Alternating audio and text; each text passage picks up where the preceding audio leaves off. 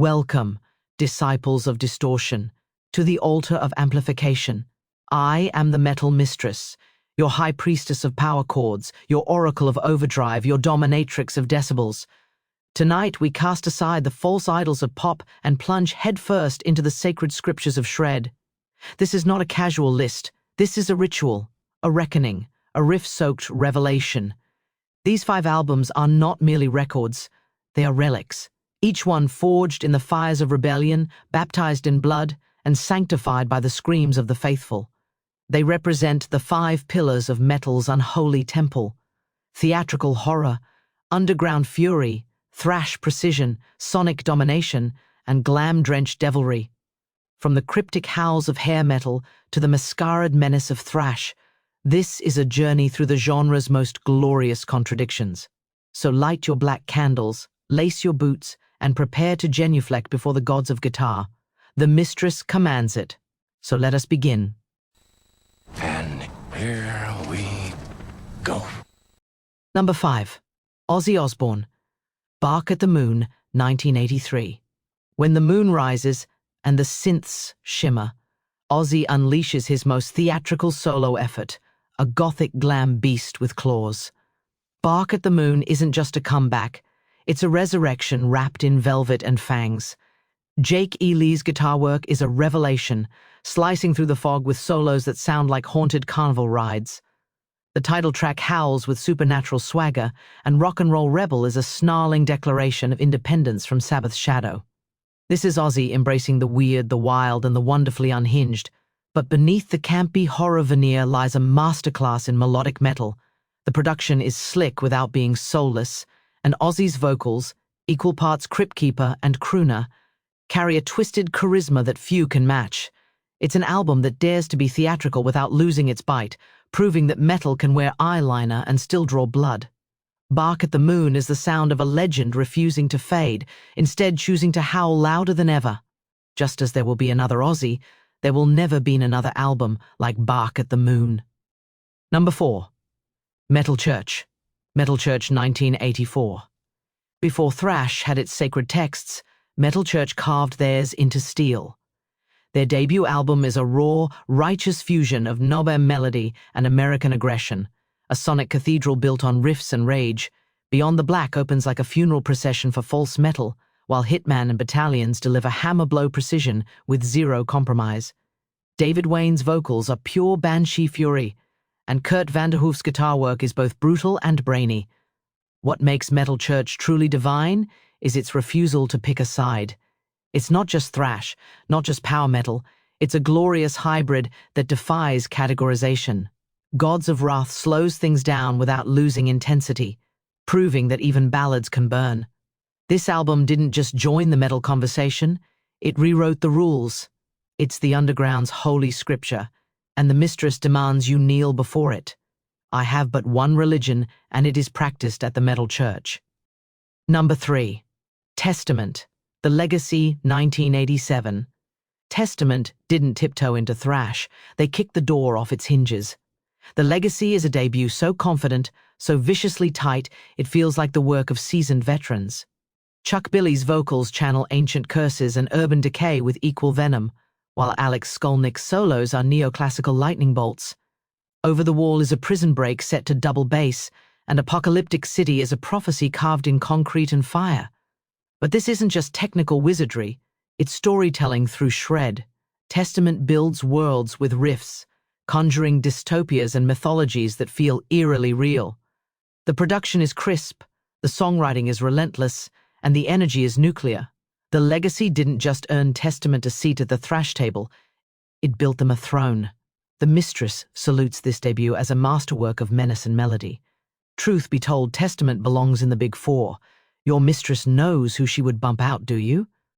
Number 2. Metallica, Master of Puppets, 1986. This is the Sistine Chapel of thrash metal.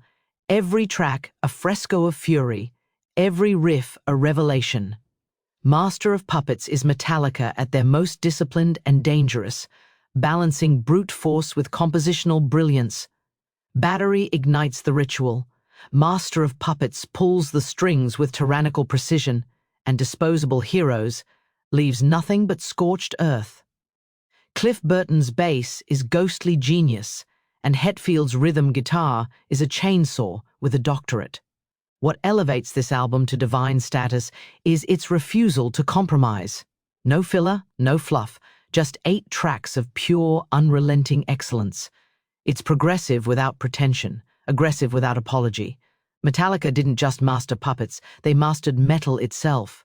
The Mistress bows to this war machine of sound, declaring it a sacred artifact of sonic domination. It is the album that brought thrash metal into the mainstream consciousness and launched the biggest metal band of all time. Metalheads, brace yourselves.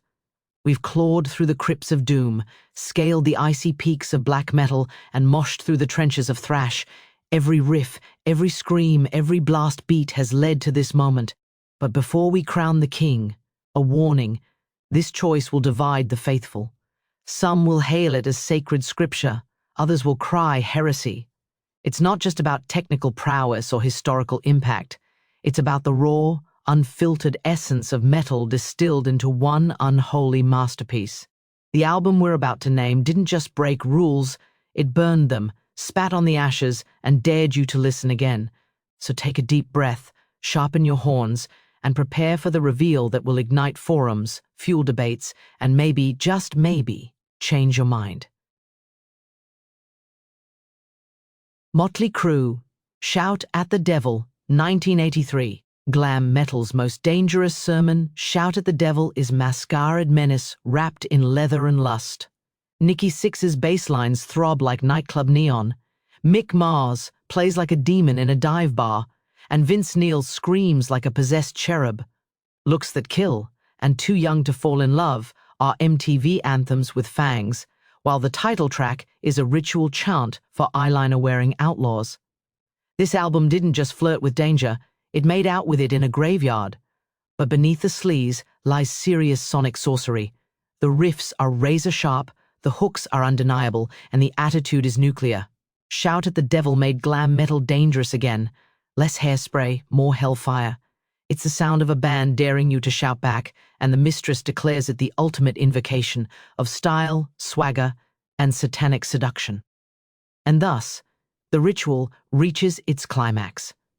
5 albums, 5 sonic relics, each forged in distortion and sanctified by sweat, eyeliner, and questionable life choices. These aren't just records, they're rites of passage. They're the albums you blast when your neighbors complain, your boss disappoints, or your soul demands a little chaos. From Ozzy's moonlit madness to Mötley Crüe's glam-drenched devilry, this list is a testament to metal's most glorious contradictions. Horror and humor, precision and sleaze, rebellion and ritual. Let's be clear, this isn't some sterile ranking cooked up by a Spotify algorithm. This is the Mistress's gospel, delivered from a throne of amps and surrounded by a choir of leather-clad roadies. Bark at the Moon howls with theatrical fury. Metal Church preaches raw righteousness.